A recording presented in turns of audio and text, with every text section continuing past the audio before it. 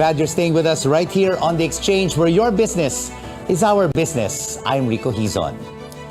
Christmas is the best season to do good, with many companies mounting social responsibility projects during this time of the year. How do beneficiaries put this help into good use? Let's now have an exchange with the founder of Gawad Kalinga and the Paraiso Village Farm, Tony Meloto. Sir Tony, great to have you with us on the program. You know, it is a season of giving. How does Gawad Kalinga and the Paraiso Village Farm help our kababayans in need?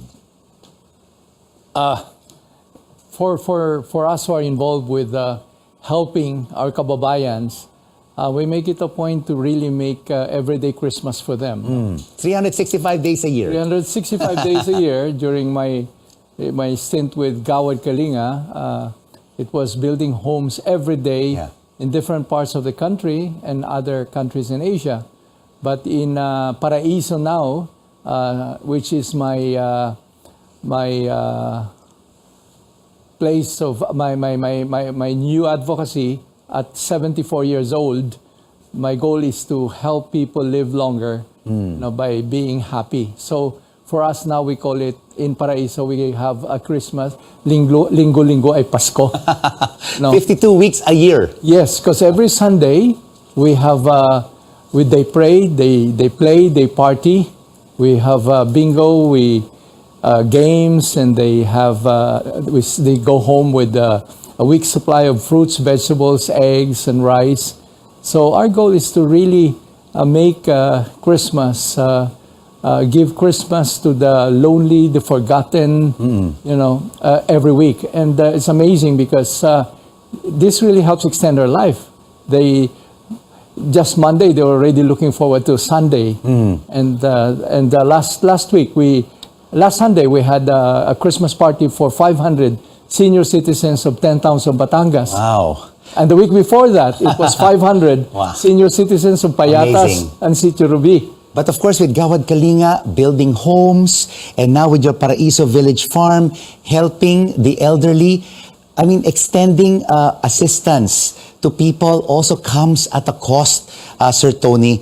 How does Gawad Kalinga and Paraiso help sustain its operations? Where do you get your finances to be able to help our kababayans? I think we really inspired, Gawad Kalinga inspired greatness in the Filipino and opened their hearts and their pockets. And so at some point, we probably were the biggest, the corporate social responsibility of about 1,000 major corporations throughout the country. And this amazing thing is that the people we built homes to 20 years ago are now senior citizens.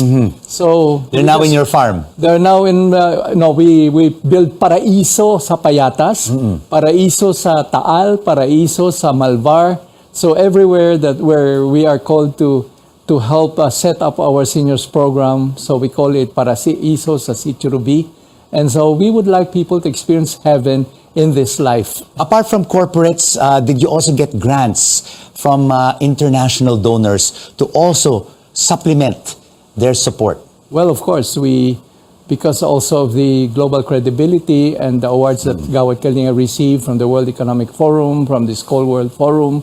So the awards not only came with also the monetary awards, but also the global credibility that connected us with the major corporations, foundations around the world.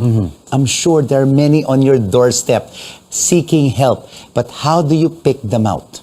Well, it's a convergence of many things. Like, for instance, we have people who donate land for the Gawad Kalinga communities that we build. We have local government leaders who are very cooperative and will provide the support.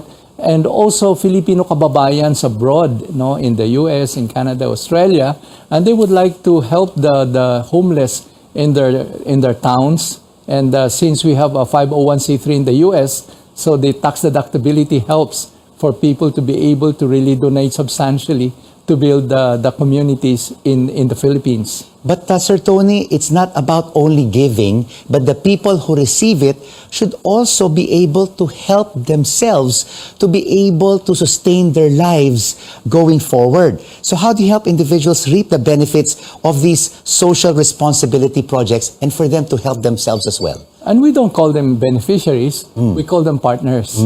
Because even the poorest among our of the homeless, could provide sweat equity. And for them to be able to receive a home, they had to put in also the labor component. And so some people donate land, corporations provide the funds for the housing, and also the poor themselves. They have to also create their own livelihood. Oh, definitely. So they provide not only the labor for the building of the homes, but we also have a kabuhayan program. Livelihood projects. Or even for our senior citizens now, there are 3 Ks that we talk about. Number 1 is kasiyahan, because they're sad and lonely. We want them to be happy. Second is kabuhayan, which is that they still have value, they can still serve, and they can still produce. And the third is kalusugan. So those are the 3 programs. Happy holidays to you, Sir Tony, and thank you so much for the Social Responsibility Exchange. Gawad Kalinga and Paraiso Village Farm founder, Tony Meloto. And still ahead on the exchange, where your business is our business, how can public relations companies give businesses a lending hand when it comes to corporate social responsibility? We ask visions and expressions next here on CNN Philippines. News you can trust.